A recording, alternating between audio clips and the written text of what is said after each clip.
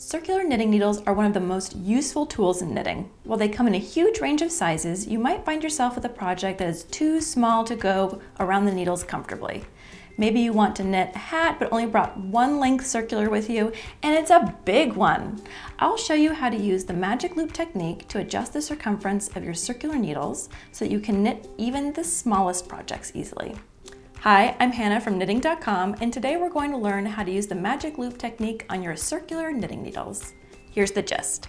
You cast on the number of stitches you need, and if they don't reach all the way around your circular needles comfortably, then it's time for magic loop. You'll be pulling the excess cable out between two stitches, essentially creating a little shortcut across your needles. Magic loop is easiest to practice on if you have a long cable. If your needles are just a little bit longer than your cast on, I'm talking 1 to 3 inches longer, then your technique, it'll still work, it'll just be a little bit tricky to practice with. I would recommend trying it with your longest cable, and if you're ready, let's get started. This is called the magic loop technique, and when that's useful is when you have a circular needle that's large, but a project with a small circumference, like a hat, or sleeves or socks, so something that is smaller than how big around your needles are. So in this case, I have a few stitches cast on, but they're definitely not going to reach all the way around to be able to be knit comfortably. So we're going to use the magic loop to make this needle diameter smaller and more flexible so that it matches the diameter of your project. So you can see I won't be able to join my knits in the round, and if you want to learn more about joining your knits in the round, we have a tutorial for that as well in our channel. Go ahead and look at your circumference. The way that I like to do this is I like to kind of line up the two ends of my cast on or project, whatever you're working on, the circumference. So that way you can find the middle-ish on the other side. It doesn't have to be exact, but it does help to kind of go halfway, more or less, between two stitches. So you'll find that cable poking through between one and the second stitch here.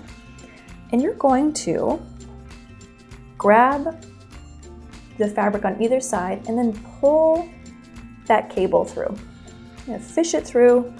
I like to fish it through until my stitches touch the needle again, and then slowly ease those stitches up onto your second needle. And I like to start, and this is a good time to also look and make sure your stitches aren't twisted, which is something else that's good to keep an eye out for. When you've fished that cable through, you now have stitches that easily meet in a circle. You have all this extra cable out here. And what you're going to do is you're going to join to knit in the round, and I'll use my stitch marker just to mark my place. So that's the beginning of the round.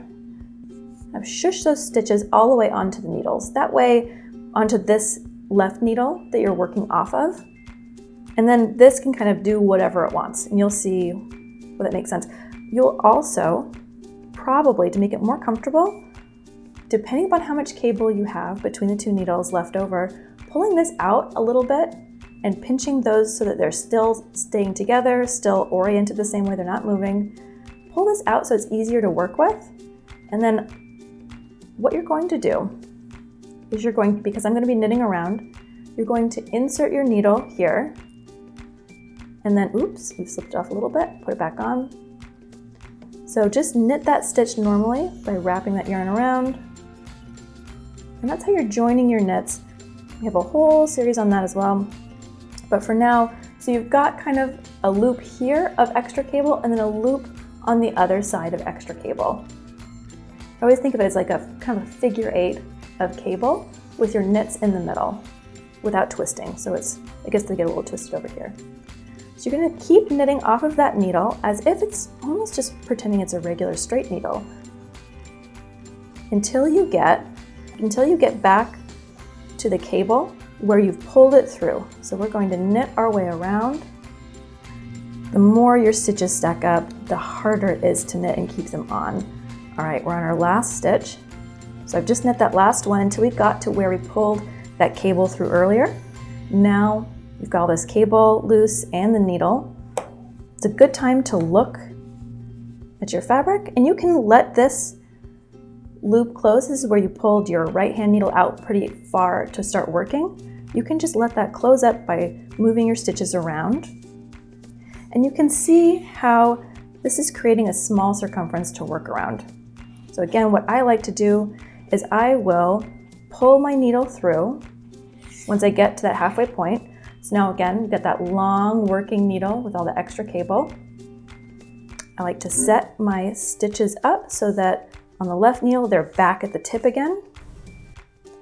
And then I will generally eyeball that circumference and figure out where my halfway point is. You can also use your stitch marker and just pull that extra cable out again. So now you've got 2 loops, and that really works if you have a really long cable. You just work onto that needle again, just like you did the first time. If you have a shorter cable where it doesn't quite have enough to make 2 loops of cable, you don't need this extra one. Instead, what you can do is you can shift these stitches up on this needle, pull this one all the way out so you've got this extra cable in your hand, and then you're working with that in your hand rather than having 2 loops. The 2 loops is really useful if you have a ton of cable you're trying to use up. But if you just have a little bit, so you can keep doing this with I like to loop the cable even around my hand to keep it from flopping around, so you can see my hand is inside. But that's just a personal preference. So I'm knitting, and you can even keep adjusting that cable as you go around and replacing that magic loop as you go by, so say I'd like to get more room in this cable, you can pull it through again at any point and just keep tightening those stitches up. And again, you have that extra cable in your hand and you're just working your way around. So this time I haven't looped around my hand. That didn't feel comfortable with how much I had this time. So I'll just do it whenever that makes sense or however the cable curls. So again, you can just pull it through at any point. Ta-da! And that means you're consistently keeping the same diameter going, but you're just adjusting where the extra cable comes out as it's comfortable and as it makes sense. And that's how you do magic loop. If you found this tutorial helpful, be sure to click the thumbs up and leave a comment down below. Subscribe to knitting.com if you'd like to stay in the loop, and check out our other social media channels. Thanks for watching. We'll see you next time.